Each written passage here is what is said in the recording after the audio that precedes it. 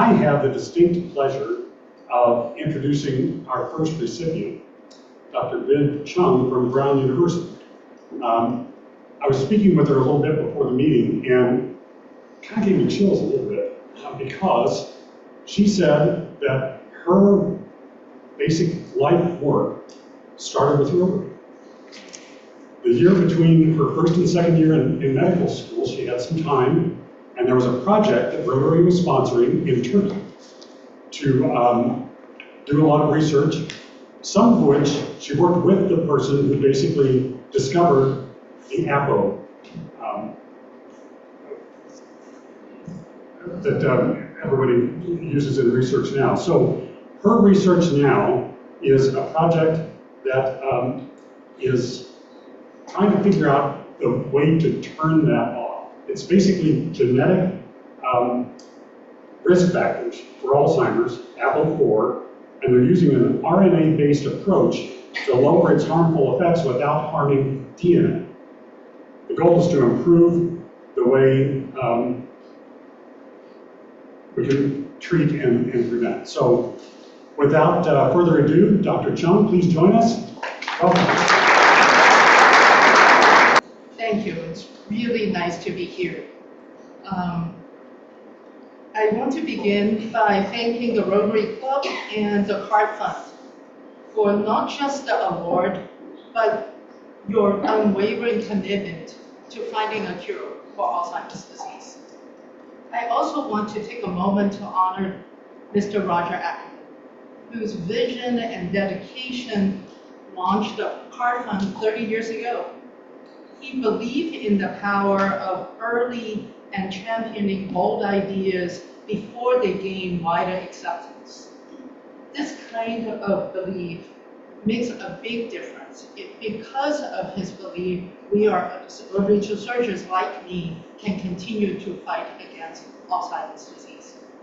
So in 1993, scientists discovered a gene variant called APOE4 that increases the risk of Alzheimer's disease.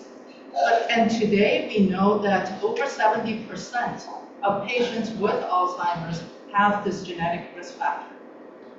Yet, despite 30 years of research, we still do not have a treatment that can prevent people with this risk factor from developing Alzheimer's. But I am hopeful that this is about to change.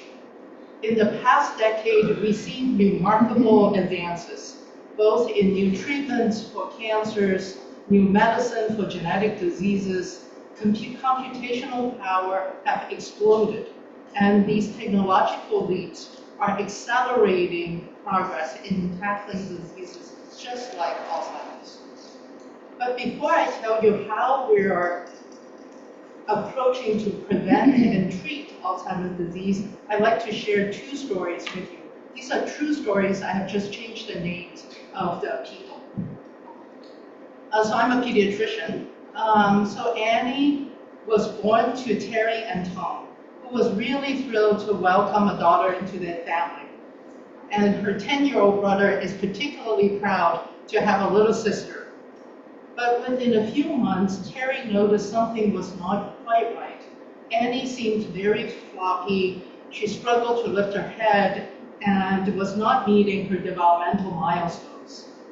After many visits to doctors and specialists, Annie was diagnosed with spinal muscular atrophy, a devastating genetic disease that just 10 years ago, most children died before the age of 3.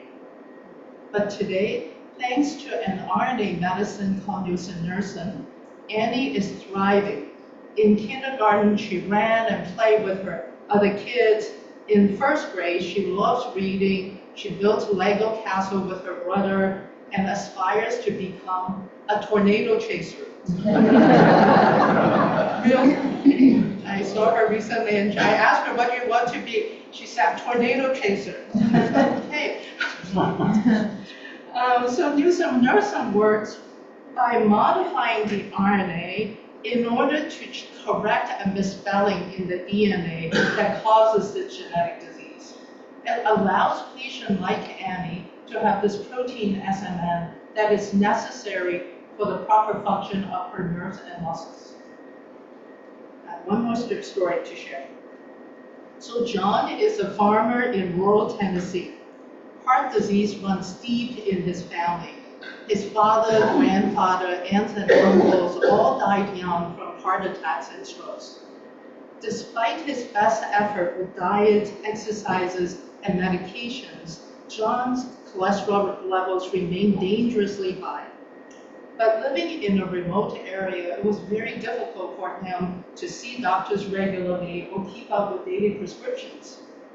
But that changed with inclisiran, an RNA medicine that lowers cholesterol by silencing a gene called PCSK9. With just 2 injections a year, John's LDL cholesterol is now normal. He takes the 1.5-hour drives every 6 months to see his cardiologist for his injections and checkup. The rest of the time, he focuses on growing his soybean farm. These stories are not just about rare diseases or heart conditions. Spinal muscular atrophy and heart diseases are very different. They have different causes, they affect different organs, and they affect very different kind of patients. Yet both are now treated with RNA-based medicine. That's the power of RNA. It gives us a precise and versatile way to target genetic roots of disease, causes of disease, safely, effectively, and sustainably. So today I'm here to share with you how we are applying the same power of RNA to Alzheimer's disease. Alzheimer's disease affects over 6 million Americans. And behind each number is a family, a set of memories fading, loved ones struggling to hold on. It is a disease that strikes at the heart of who we are. And yet for too long, we have had too few tools to fight this disease. But today, we may finally have a way forward, a way that we can target the APOE4 gene to be sure that the disease-causing APOE4 protein is not made. For decades, Alzheimer's researchers have focused on amyloid plaques, these sticky proteins that clumps up in the brain. So many treatments have tried to remove the plaques, but even when successful, they have not done much to slow or stop the disease. Why? Because by the time the plaques have formed, a lot of damage has already happened. It is almost like trying to clean up smoke without putting out the fire. So we began asking, what is fueling the fire? What causes the brain to go down the spiral to begin with? And so we asked, what is causing the spiral to begin with? And that took us to this APOE gene. We all carry some form of the APOE gene. It helps to transport cholesterol and fat in our body, including our brain. And it helps to keep our brain healthy and repair any damages. So one form of the APOE gene is APOE4. We inherit one copy of the APOE gene from our moms and another copy from our dads. And there are 3 common types shown here, E2, E3, and E4. And APOE4 is the one that is linked to Alzheimer's disease. About 20% of people in this room carry about 1 copy of APOE4, and 1 in 50 carries 2 copies of APOE4. So if you have 1 copy of APOE4, your risk of having Alzheimer's disease increases by about 3-fold. And if you have 2 copies, it increases by over 10-fold. And strikingly, 70% of patients with Alzheimer's disease have at least 1 copy of APOE4. And research has shown that the APOE4 protein is slightly different from the E2, E3 form. Very subtle, but important differences. It is not as good in transporting cholesterol. It's sometimes toxic to the brain. It causes inflammation of the brain cells. So again, we know a risk factor for 30 years, but we do not have ways to target. So I never had a good sense of directions. I get lost all the time. And of course, I never have a copy of a paper map with me when I needed one. But then everything changed when smartphones came along. I can just follow that little blue dot on a map, and that changed everything, right?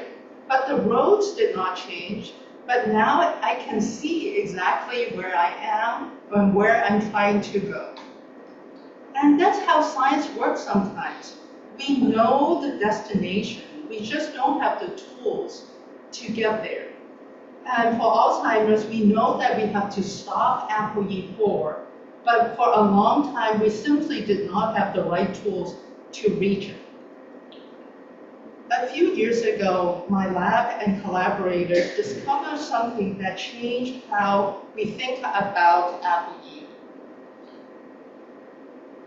We found a special type of RNA, a non-coding RNA, that sits next to the APOE gene. This RNA does not make a protein, but it played a critical role in controlling how much APOE is produced. We call it AANCR, spelled AANCR, and it stands for APOE activating non-coding RNA.